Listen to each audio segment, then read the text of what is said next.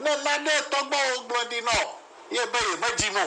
yakplɔ me bubuwo tɔ ɖo aɖe ɖewo va tsi abo me ta nɔvinyo mi trɔ va miawo dekɔnu gbɔ miawo gbedodo aɖe ne sɔ kple yi sobolisa da asi ne mia tɔgbawo kple mia mamawo wokoe nani ye mi va da asi ŋu ne yewoa va do me bubuwo de gbe ne va ge ɖa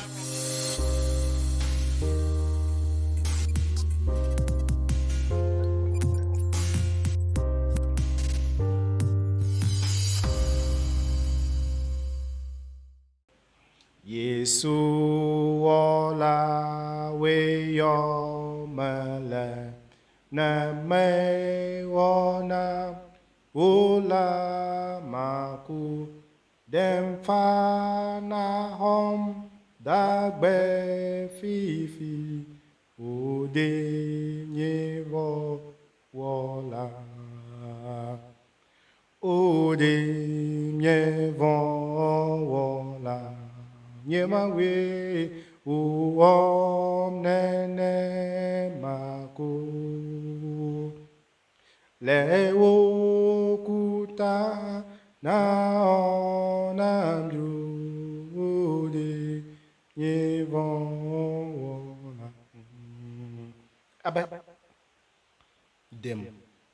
nyevola abede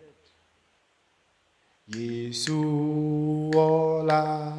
we yo mele ne me ona ula maku dempana hon dagbe fifi ude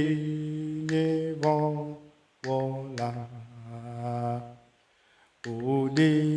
nyevon wola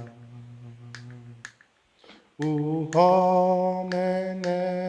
maku Lewo kutana onandru Ude mnyevona Enya so ime oma gbonyo be Mia me ibore Mia onto flu mia dokuwe Yata wabe Yovo for afode mia jile soso Maba mia we unchu wede mia ewon kunam be mitin ba hawe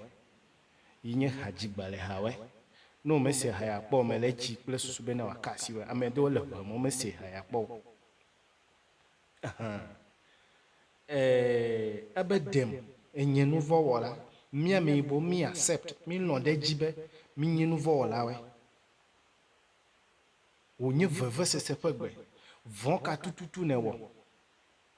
yata onye be ne va china Yesu Kristo be ne howe dagbe and normal condition kura che menye mia wa china Yesu Kristo be ne ho mi dagbo e va gbe ye mebe e ya nto be yiva be ya va demi to gbe bia nya de nchobe ne Yesu Kristo odo ebe ne va demi ne mete un demi ode e mo jebe no fu gbi me na apo wo juma vo ko da de ko le fofo do na mi we want to use logic. Eya be jojo menyansa. Eredojie. Erede mejachiu. Erejeje. Plechijaja. Eya nagbe vivi. Tana job before jode jiwede. You accept it and work against it. If you ever was sinkume adoleme. Egbedo yovu no do bede. No condition is permanent. If you abede. No ma alekele wole kakare agbe atro dede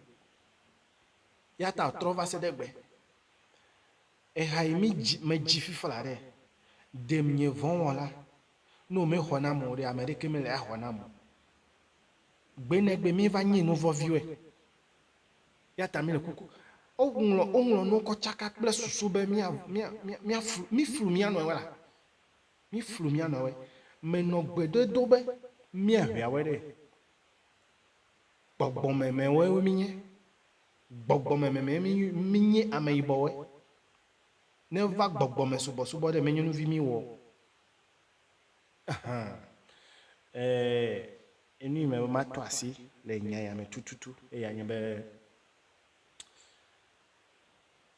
ne va subo pa jire mia togbe wele ya ta to un pa haya ada be mi le gbogbo me mi nye gbogbo me we ya ta mi to un pa haji gbale pe haya ta me be ma va no ji de ka ko no me de ni ma ji bo apa o ma fa no ji de ka ma ji ko apo no jo je me da sine ma ko no video wo ko like one YouTube channel ne me wo me ji ha ko ma de egome ama ebo me ga hodo ku ji se be nye nouveau view me glova ile nye video de kama be ne nyonu pre unchu de onu ewe le soli me o do ma chi na ogba o chi o de onu o me do pe onu opo like virgin and virgin ya o jivi devi ma de enye nouveau view alo me nye nouveau view ama yi do ma yin o do pe kaka po second bon kwache onyo ya cheva jivi devi o ji afi o vai de ncho de leke wa describe devi ma okay let me kwa ma ko dade ame yo me de onu o afi o ji devi wa me vie ape me bo va de onu o de how do you describe that baby nouveau vie ya chenye ta gbanto po de gbanto ime na o de e ya me be na bu be o jinye pliwe nyonuvi le mawo fe xɔme mi subɔ le mawo ƒe xɔme mi do mawo tsi ɖe ta mi tsi mi me dɔ kple mia nɔ kpɔ mi va dzivi mi va de srɔ̃ hafi mi dɔ kple mia nɔ kutsetse yi do tso ɖevi yi nye ɖevia ɖe nuvɔvi wònye alo menye nuvɔvi o dze ta wokɔ nuvɔ kɔ le mia bla da ɖe sɔfo ɖe gblɔ gbe ɖeka be amagbetɔ ma te ŋu agblɔ be yi me nye nuvɔ o haɖe be ne le zɔzɔ la wòazɔ adi ɖevi dzi ta ne zɔ adi ɖevi dzi ne vɔ wònye be ne wu adi ɖevi for no reason miatɔwe me le tsitsi na le Agbenuke ƒe yava la dzi be ɖe edze be na ʋu woƒe susu no tasi vɔvɔ dodo na we no tasi vɔvɔ dodo na we no tasi vɔvɔ dodo na we kple nuvɔ dzomavɔ mebe mawo me wɔ dzomavɔ tso gɔme dzidzi o gbogbo wɔ dzomavɔ ɖe miame yiwo mi nya bibla mi namanya gbegbe mawo wɔ dzomavɔ ɖe mi namanya mi ŋlɔe ɖe comment ete alo mi kɔ do dam le Telegram dzi me bia dagbe na me sia me mianɔ kamenɔvi lɔlɔe